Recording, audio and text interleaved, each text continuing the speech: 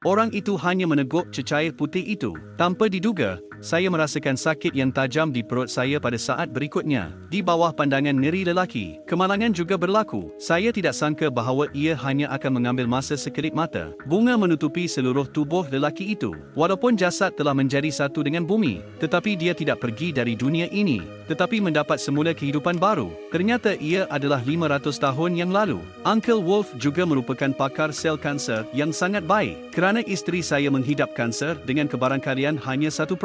Uncle Wolf mula belajar bersungguh-sungguh tentang kaedah rawatan. Setiap malam saya perlu memimpin pasukan saya bekerja lebih masa pada lewat malam, agar isteri saya sembuh suatu hari nanti. Namun, isteri ketika ini telah menjalani hampir berpuluh-puluh pembedahan. Keadaan tidak bertambah baik untuk masa yang lama. Sel-sel kanser merebak pada kadar yang sangat pantas. Ia tidak akan mengambil masa yang lama. Isteri saya akan mati selama-lamanya. Pak Cik Wolf berasa sangat putus asa. Tetapi pada masa ini, tiba-tiba dia terfikir sesuatu. Ternyata mengikut rekod legenda yang berkaitan, terdapat sebatang pokok yang menjulang tinggi di tepi tebing yang jauh. Asalkan cecair di dalam batang boleh diambil, manusia boleh kembali sihat dengan cepat selepas meminumnya. Menyedari bahawa ada harapan untuk rawatan untuk isteri saya, jadi pasukan mengambil tindakan secara intensif sekali lagi. Mereka menemui seekor gorila dewasa, digunakan sebagai sasaran eksperimen, menjalankan eksperimen otak. Kemudian dia membawa isterinya ke halaman rumah, rancang untuk berjalan-jalan, berehat. Kemudian dia memberitahu isterinya bahawa dia telah menemui penawar. Ia adalah untuk mendapatkan semula cecair dari pokok suci purba, kemudian bawa ke makmal dan campurkan ke dalam ramuan. Namun, si isteri risau akan keselamatan hidup Pak Cik Leng. Saya harap dia akan terus berada di sisi saya dengan jujur. Sudah cukup, tetapi Pak Cik Wolf sudah membuat keputusan. Tunggu keesokan harinya. Pak Cik Wolf tidak sabar untuk kembali ke makmal. Namun,